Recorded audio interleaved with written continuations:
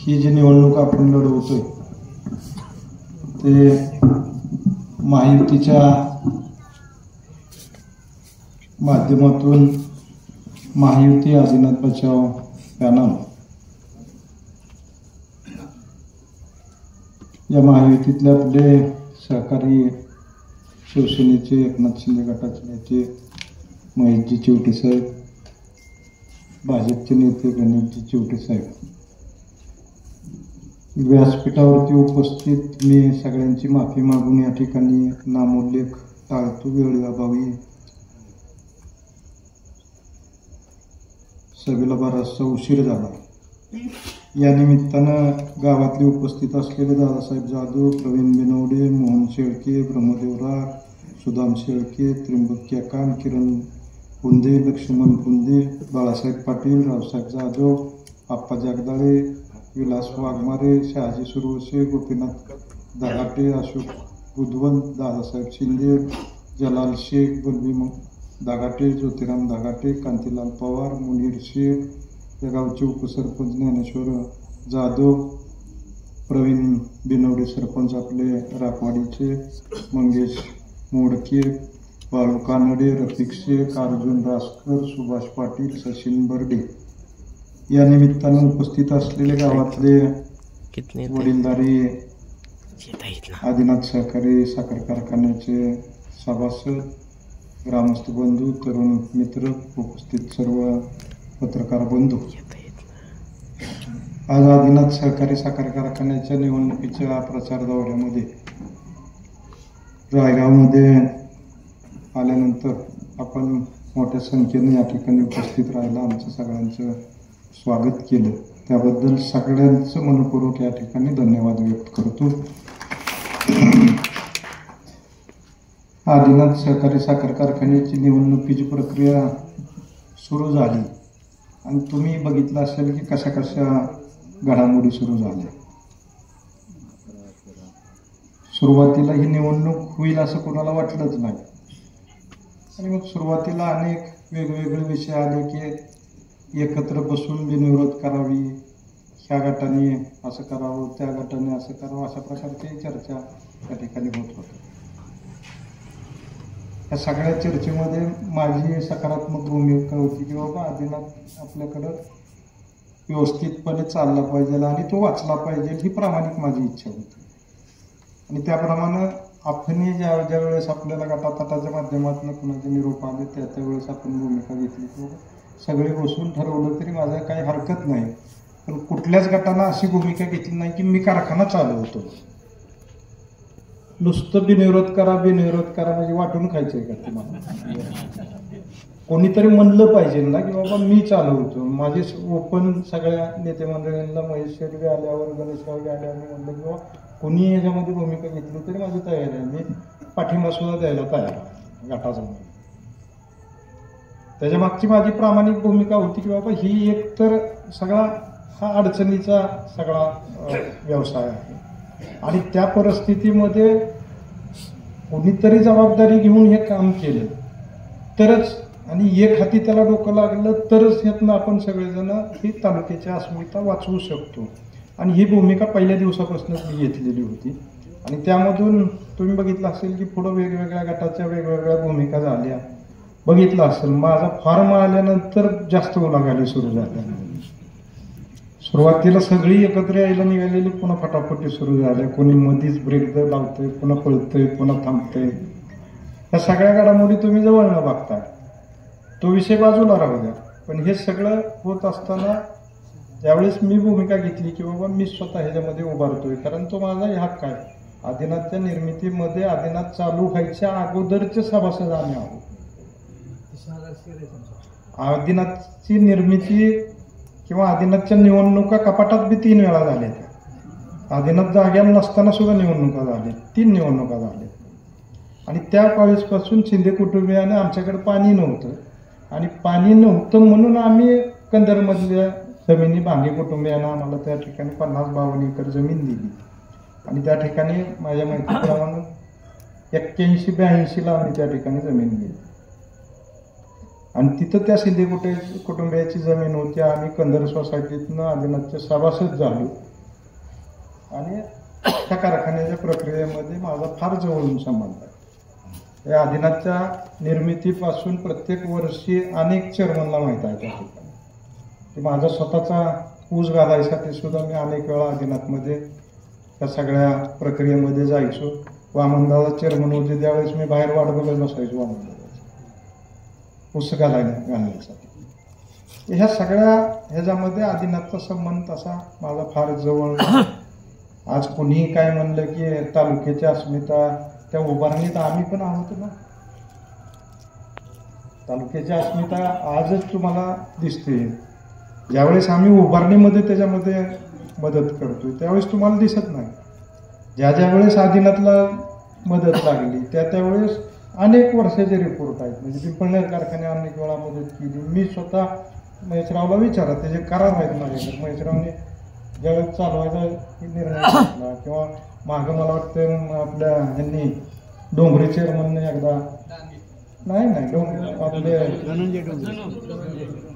धनु डोंगरेंनी मला फोन केला. माझ्या स्वतःच्या कारखान्यावरून मी वाहनं दिले, ऊस दिलाय, त्याचे करार आहेत माझ्याकडे.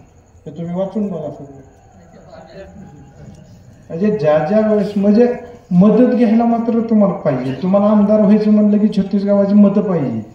आणि फक्त मी ही तर निवडणूक लढवायची म्हणलं की मग आपली अस्मिता ह्या कुठल्या पद्धती काढल्या.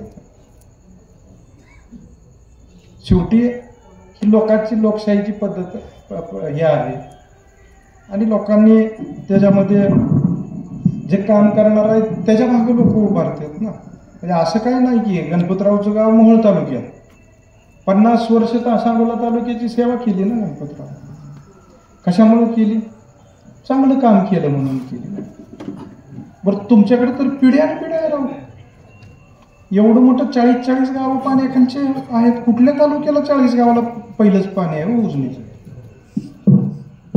आवाज येत नाही का माझा?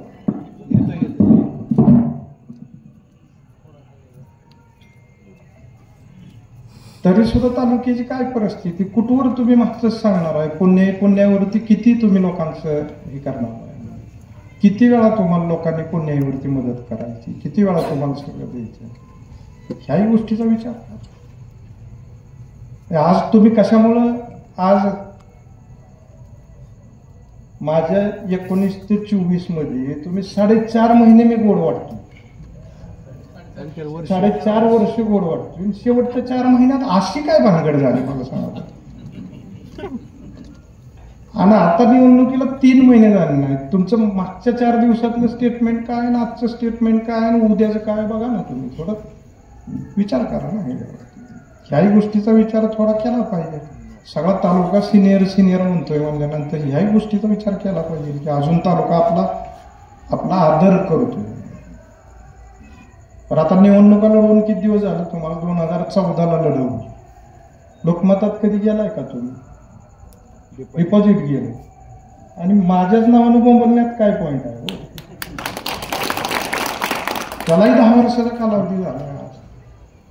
ह्याही गोष्टीचा थोडा विचार केला पाहिजे. आज मला सांगा की यामध्ये मी निवडणुकीची भूमिका घेतली. हे सगळ्या मंडळींनी गट छोटा होता तरी सुद्धा अर्ज भरा म्हणल्यानंतर सगळ्या मंडळींनी अर्ज भरले. अनेकांनी पुन्हा अर्ज काढून घ्यायच्या प्रक्रियेमध्ये या ठिकाणी मला मदत केली. इथल्याही गटामध्ये दिवाण बागल असतील, सचिन काळे असतील, संतोष पाटील असतील, सौ शारदाताई आजीनाथ मोरे असतील, ह्याही मंडळींनी माझ्या विनंतीवरनं या ठिकाणी विड्रॉल केलं.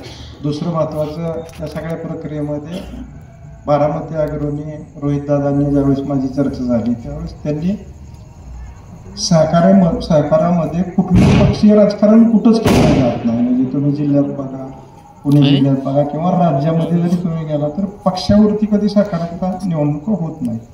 आणि त्यांनी चांगल्या भूमिकेतून की बाबा आदिनाथ सहकारी साखर कारखाना वाचला पाहिजे, त्यांनी यामध्ये आपल्याला मदत केली.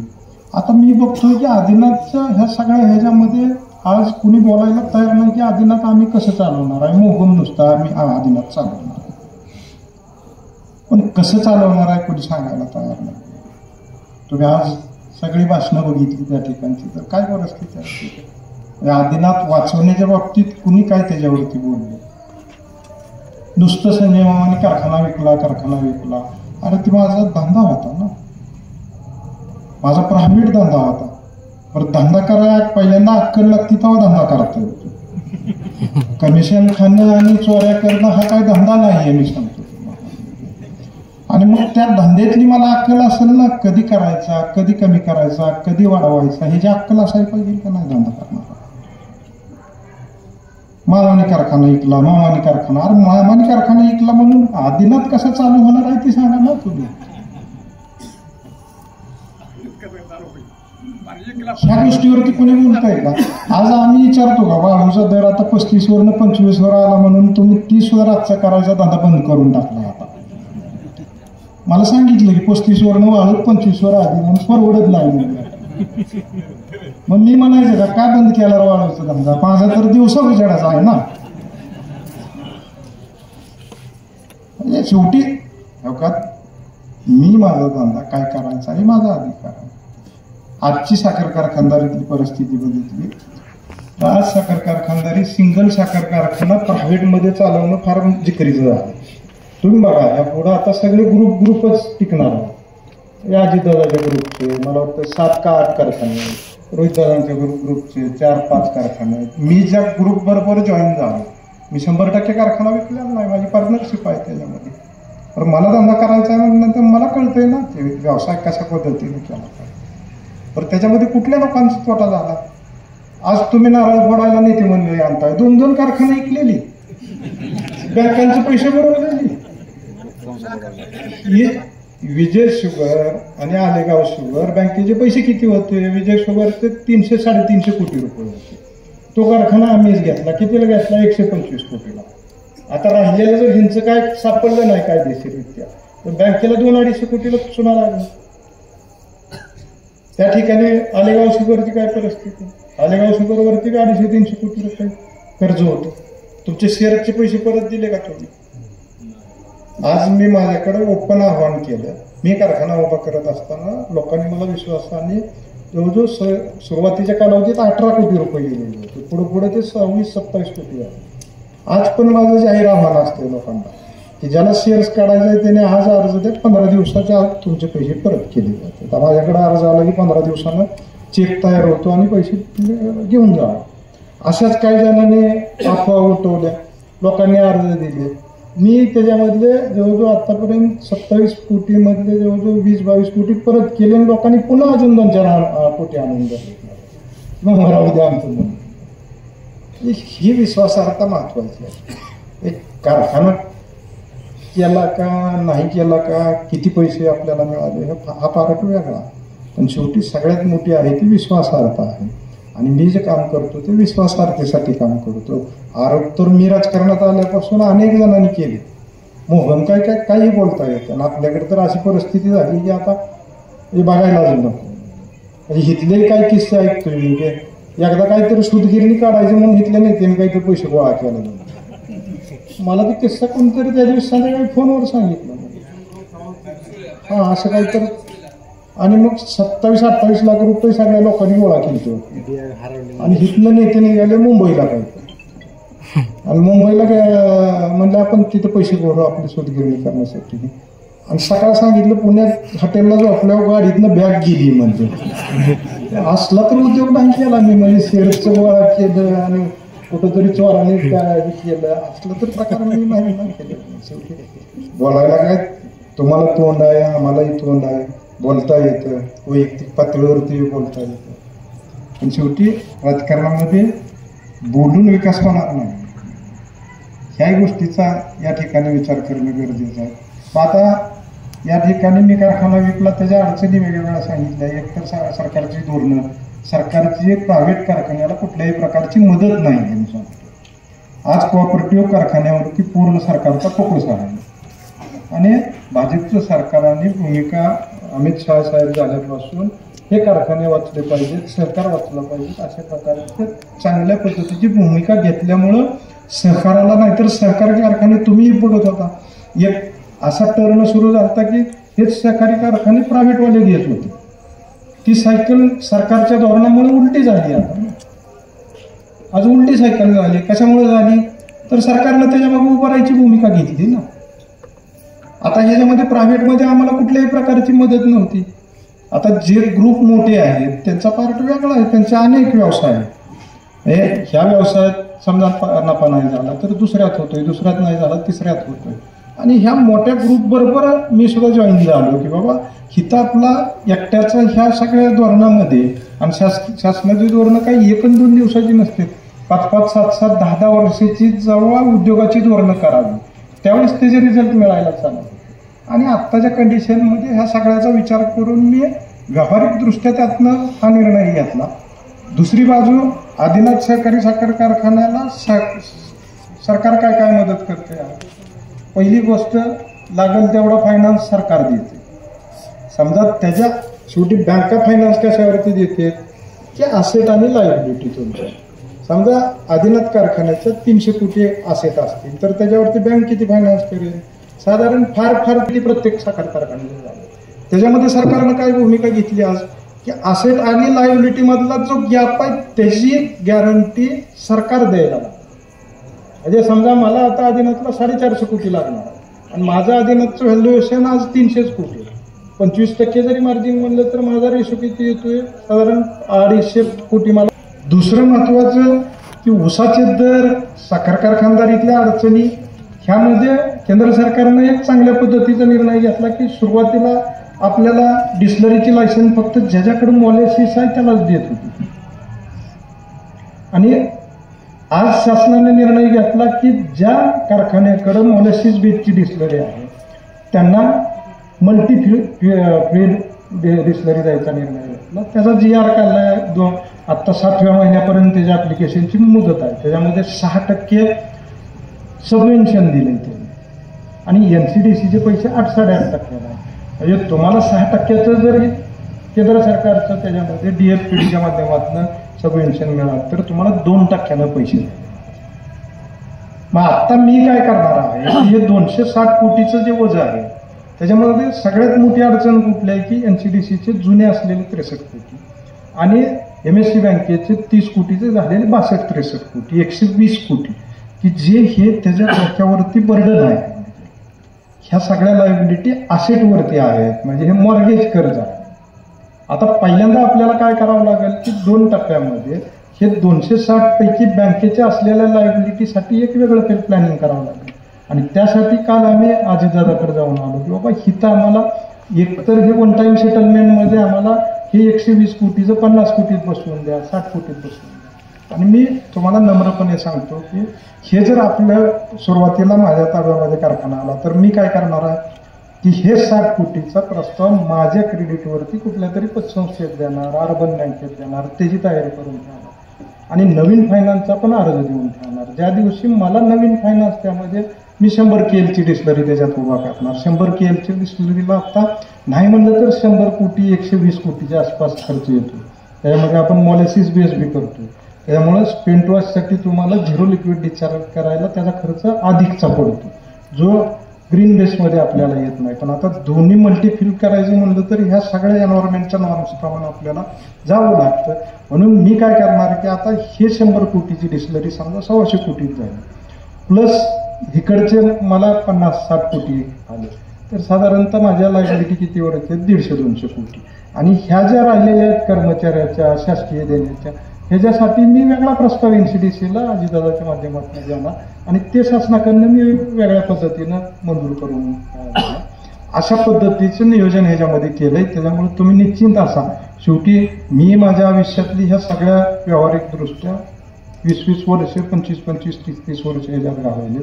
त्यामुळं हे करण्याच्या दृष्टीनं मला कुठल्याही प्रकारची अडचण नाही. मी मुद्दामून छाती ठोकपणे सांगतो कारण हे एवढं सोपं नाही आहे. हा उजनी 110% भरून आज कमी पडते दरवर्षी.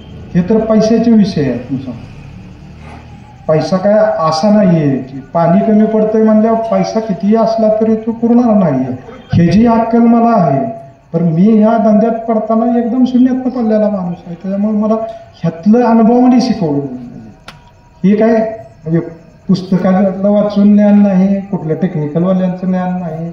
आणि ह्या पद्धतीनं त्यातला खडा ना खडा त्यावेळीची ती गरज माझी होती, म्हणून ह्याच्यामध्ये मी पडून ते सगळं स्वतःला आत्मसात केलेलं आहे. त्यामुळे त्या बाबतीत तुम्ही निश्चिंत असा की मी ज्या पद्धतीने सांगतोय तुम्हाला की 1 वर्षाच्या तिथलं सगळं चित्र बदललेलं दिसेल तुम्हाला. कारण मी कारखाना 6.5 महिन्यात उभा केला. पुढचा सीझन तर चालू होईल, पण आपलं डिस्लरीचं काम सुद्धा 6-6.5 महिन्यामध्ये पूर्ण करायच्या दृष्टीनं एखादा निकाल लागू द्या 19चा, 6 महिन्यानंतरचं चित्र तिथलं बघा तुम्ही स्वतः. त्यात नक्कीच मी कुठं सुद्धा कमी पडणार नाही, हे या निमित्तानं मी आपल्याला सांगतो. आज विधानसभेच्या निवडणुकीनंतरची परिस्थिती तुम्ही बघता. विधानसभेमध्ये माझ्यावरतीच आरोप केले कागदावरचा विकास, कागदावरचा विकास आहे तर का माणसाला झोपट काय त्याचं कमिशन आणून दे म्हणून. कागदावरच्या विकासाचं कमिशन मिळू शकतं का? एवढी गडबड झाली. बरं, आज मला सांगा, बजेटचं वार्षिक अधिवेशन बजेटचं झालं, 1 रुपया तालुक्याला आला का? 1 रुपया तरी आलाय का तालुक्याला बजेटमध्ये? मी कोविडची 2 वर्ष जर सोडली तर वर्षातनं अधिवेशन किती होतं? 1 बजेटचं अधिवेशन होतं, 1 पावसाळी अधिवेशन होतं आणि 1 हिवाळी अधिवेशन होतं. ह्या तिन्ही अधिवेशनामध्ये एक तरी अधिवेशन असं दाखवा की तिथं करमाळा तालुक्याला पैसा मिळाला नाही. काही ना काही तिथं माझ्या पदरामध्ये तालुक्याच्या विकासासाठी घेऊन आलो आणि त्याचं कमिशन खात बसून नाही. आज काय परिस्थिती आहे? आज मी आणलेली कामं आहे त्याच्यावरती तुम्ही आधी ह्याला कॉन्ट्रॅक्टरला बोलवून घेताय, त्यांना झोपाट्या घालताय, दहिगाव सारख्या योजनेमध्ये पाईप जाळून टाकताय. म्हणजे इथं काय आपला ते ह्याच्यासारखा मच्छा जोक करायचा आहे का? तालुक्याला करायचा आहे का? ह्या पद्धतीने जाऊन चालणार आहे का? विकास होणार आहे का? पण मला सांगा, माझ्या अगोदर पण तुमची कामं चालूच होती ना. तुमच्या कालावधीतली बी कामं माझ्या अगोदर चालू होती. मला वाटतं तुमच्या पारेवाडीपासूनचा ह्याच्यापर्यंतचा आवाटीपर्यंतचा रोड होता. कुठल्याही कॉन्ट्रॅक्टरला सांगावं की इथं आमदाराने दमदाटी केली आणि बोलवून घेऊन काय केलं म्हणून. माझ्या कालावधीत म्हणजे जुनी सुद्धा काही कामं तुमच्या कालावधीतली होती ना. थोडं तरी पाळायला पाहिजे की त्याच्यात. आता मी आणलेली काम आहे, आता मी आणलेल्या पाठी किती तोंड घालावं त्याला तरी काय मर्यादा पाहिजे. म्हणजे थोडं तरी वाटायला पाहिजे की तुमचं आणलेलं असलं तर अख्खी पाठी हा ना हो, मला काय घेणं नाही. पण लोकांच्या ह्याच्यात आणलेले ह्याच्यात कशाला वड घालायला स्वतः कर्तृत्व नाही तर 3,000च्या ऐवजी 6,000चा आणा ना. आणि काय खायचंय ते खावा ना. त्यातनं कशाला लोकांना झोपाट्या घालता? ह्या गोष्टीचा आज आपण सगळ्या मंडळींनी विचार केला पाहिजे. तुम्ही बघताय की युत्या आघाड्या पहिलेही झालेल्या आहेत, एकमेकाचं येडं झालेले, आता डबल सुरू आहे तुम्हाला वाटतं. पण मी या ठिकाणी युत्या आघाड्या करत असताना ज्यांच्या युत्या झाल्या कशा माझ्याकडनं कधीच त्याच्याबद्दल असं हे झालं नाही. एवढ्या 4.5 वर्ष कोण टिकलं का? कोण कोणावर? 3 महिन्यात बदल. आज काय परिस्थिती आहे? 3 महिन्यानंतर तुमची काल स्टेटमेंट काय येते, आज काय येते? म्हणजे किती फसवणार किती हो लोकांना. पण हे फसवापशी कशासाठी? बुडाला का आगी लागायला लागली? कारण ही सगळा खेळ इकायचा होता ना, वाट लावायची होती. त्यात पण पुन्हा काय मिळतंय का? ही जी आग लागलेली दिसते असं वाटतं. हे मंदिर सुधारतंय ह्याचं दुःख व्हायला लागले, कारण काहीच मिळत नाही ना आपल्याला. ह्याही गोष्टीचा आपण सगळ्या मंडळींनी विचार केला पाहिजे किंवा नक्की कशासाठी चाललंय हे सगळं. ह्याच्यामध्ये तुम्ही बोला ना, जाहीरपणे बोला. कसं करणार आहे सांगा. नसेल तर समोरासमोर बसू आपण, मीडिया पुढे बसू, सांगू, एकमेकाला सांगू आपण मी कसं चालवणार आहे, त्यांनीही सांगायचं कसं चालवणार आहे. ऊस कुठनं येतो, कुठनं पुन्हा वजन केल्यापासून कुठं जातो, आत गेल्यावर त्याचं काय होतं, पुढे जाऊन काय होतं, मग साखरेपर्यंत कसा येतो. ह्या गोष्टीवरती करा ना चर्चा तुम्ही. मग डायरेक्टच कारखाना चालू करतो असं कसं म्हणून चालू? ह्या सगळ्या गोष्टीचा सगळ्या शोधने मंडळीने विचार करणं हे सगळं गरजेचं आहे. आणि त्या दृष्टीनं माझी आपल्या सगळ्यांना विनंती राहील की बाबा मी काही तुमची फसवणूक कधी करायला आलो नाही, मी कुठल्याच गप्पा कधी मारलेल्या नाही. तुम्ही बघितलं असेल की मला तुम्ही 5 वर्ष संधी दिली, तालुक्यात एक कुठला गुन्हा दाखल झाला नाही. मागं 14 ते 19 मध्ये जो प्रकार झाला ते 3 महिन्यात झाला. तोच गुन्हा झाला. तेव्हा पोलिसाच्या गाड्या बिड्या गेलत्या रात्रीच गेल्या. मलाच फोन केला तुम्ही जाळ्याच्या गाड्या आल्या त्या म्हणून पटकन. 5 वर्षात का असं झालं नाही? का पोरं एकदमच शानी झाली सगळ्यांची. अजिबात चुकाच करत नव्हती का? करत होती ना, पण नाही ना असला प्रकार काही. ह्याही सगळ्या गोष्टीचा विचार करणे गरजेचं आहे. म्हणजे किती दिवस आणि किती त्या ह्याच्यावरती भावनेवरती तुम्ही ह्याच्यावरती आणि आपली अस्मिता का 3400 कोटीतलं कमिशन खाताना तुम्हाला कळत नाही. तेव्हा थोडं तरी वाट की कशाला बाहेरच्या माणसानं आणलेलं हे वैरण त्याला कशाला तोंड लावा का वाटत नाही कधी.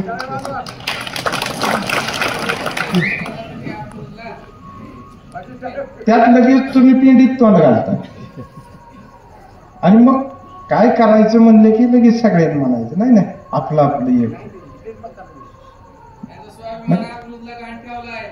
हे सगळ्या गोष्टीचा विचार केला पाहिजे. बरं कोणाच जेव्हावरती तुम्ही करायला चाललाय त्याही माणसांचं सगळं बघा. डीसीसी बँकेची वाट लावली ना,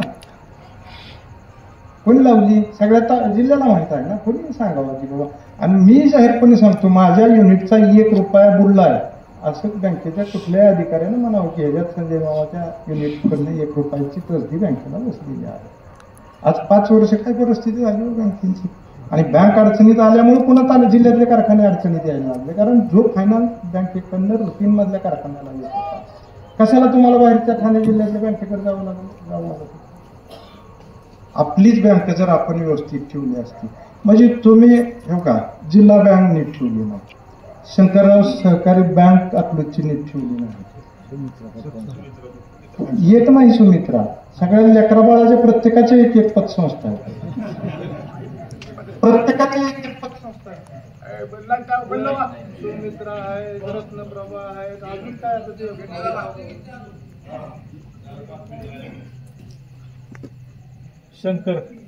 शंकर हा पतसंस्था आहे. विजय मंत्री आहे. बघा ना लोकांना विचारा. लोक बोलत नाहीत कारण तुम्ही दरबारी सत्ता बदलली कुणाबरोबर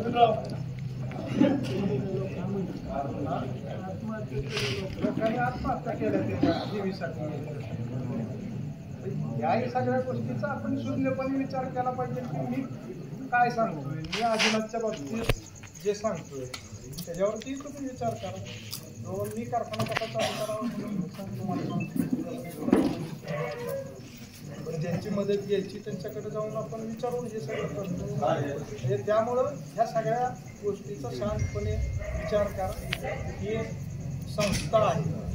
आमदारकी खासदारकी हे भाग वेगळे आहेत मी सांगतो, पण ही सहकारी संस्था ही तालुक्याची अस्मिता असते. त्याच्यातली एक चूक हे 2-2, 3-3 पिढ्याचं नुकसान करून जाते. आज मला सांगा आदिनाथचं स्वप्न कधी बघितलेलं? सुरुवातीला मला वाटतं गिरधरबाई नाही माझ्या माहितीप्रमाणे 83-84 शेअर्स बिअर्स घेतलेले होते. तुमची 2-3 निवडणुका त्यातच झाल्या. म्हणजे ही सगळे गोविंदराव बापू सुद्धा त्याच्यात होते, गिरगिरबाई होती, मला वाटतं पुन्हा आपले माजी आमदार रावसाहेब पाटील होते. अशा अनेक मंडळींनी ही स्वप्न बघितली होती. ती गुरुदास बाप्पा होते. ह्या सगळ्या मंडळींनी कधी बघितली? 71ला स्वप्न बघितली. आणि कारखाना कधी झाला चालू? मला वाटतं 93ला चालू झालं. 71ला बघितलेलं स्वप्न 93ला साध्य झालं 20 वर्षानंतर. आणि आज 93चा कालावधी कुठं आला मला सांगा तुम्ही? 93 ते 7 32 वर्ष आज त्या ठिकाणी आली. आणि आज 32 वर्षानंतर ती संस्थेची परिस्थिती काय करून ठेवली? मी आणतो इथं फिरून फिरून सगळ्यांनीच तुम्ही ते केलेलं आहे. ह्या गोष्टीचा सगळ्या लोकांनी विचार करावा. मी फक्त या ठिकाणी आपल्याला नम्रपणे सांगतोय की बाबा मी कुठल्या स्वार्थासाठी या ठिकाणी आलेलो नाही. तुम्ही बघितलं असेल की मला इथं काम करायला एक चांगल्या प्रकारची संधी या ठिकाणी दिसली म्हणून तुम्ही बघितलं असेल आमदारकीच्या माध्यमातून सगळ्या विषयाला हात घातला. एवढे मोठे विकासासाठी पैसे त्या ठिकाणी आणले. तसंच सहकारी संस्थेच्या बाबतीत सुद्धा माझ्या आयुष्यामध्ये मला उद्या ही संस्था नीट करायची संधी मिळाली तर मग अजून आयुष्यात काय करायचं हो? न केलेल्यांचं पुतळं लागतात ते मग माझं लागणार नाही हा.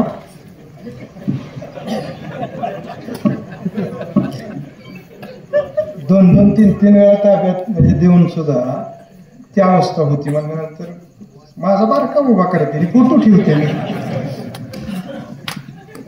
त्याच्यासाठी तरी करील का नाही मला सांगा बरं. ह्या सगळ्या गोष्टी आता उद्या ह्याच्यावरती पुन्हा टिंगलटावाळी होईल, त्याच्यावरती अजून वेगवेगळं बोललं जाईल.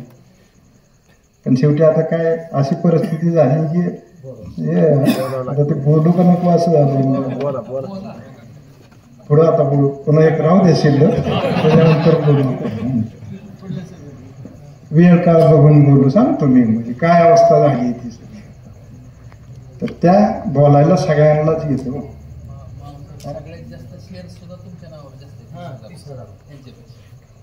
होय ना. आपण पहिल्यापासूनच ह्याच्यामध्ये प्रक्रियेमध्ये कुठल्याही संस्थेच्या बाबतीत आपण डोळसपणे काम करतो.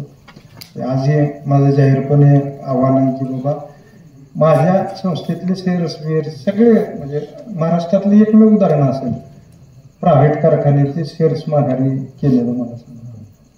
म्हणजे कोणी शेअर्स माघारी केले होते. आता इतके कारखाने तुम्ही या ठिकाणी बघताय. त्या पद्धतीनं या ठिकाणी उद्याच्या ह्याच्यामध्ये सुद्धा आपण चांगल्या पद्धतीनं हे साकाराचं मंदिर आपण त्याला ऊर्जित अवस्था आणायचा प्रयत्न करू. तुमच्या सगळ्यांची साथ महत्वाची. आमची सगळी टीम तुम्ही बघितलं असेल की सगळी नवी सगळी तरुण मंडळी आणि ज्याला ह्या दृष्टीनं विकासाच्या दृष्टीनं असं आहे आणि मिळवण्यापेक्षा सुद्धा ही उभा करण्याची एक ओढ आहे ह्या सगळ्या मंडळींना. त्यासाठी म्हणून आपल्याला ह्या सगळ्या पॅनलला उद्याच्या मत द्यावे अशा प्रकारची विनंती आपल्याला या निमित्तानं करतो. वेळ बराच झालाय. आपण सर्वजण या ठिकाणी उपस्थित राहिलात. उद्या 17 तारखेला होणाऱ्या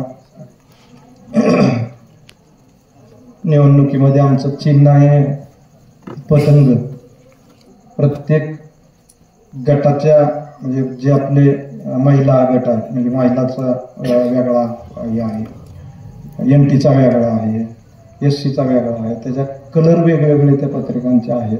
परंतु आपल्याला कलर कुठलाही असला तरी त्याच्यावरती पतंग बघायचा आणि पतंगाच्या चिन्हापुढचा आपल्या त्याच्यावरती शिक्का मारायचा आणि या आदिनाथची त्याला सुस्थितीत आणण्यासाठी म्हणून या चाललेल्या कामाला आपण सहकार्य करावं एवढीच आपल्याला कळकळीची विनंती करतो आणि मी माझी रजा घेतो. जय हिंद, जय महाराष्ट्र.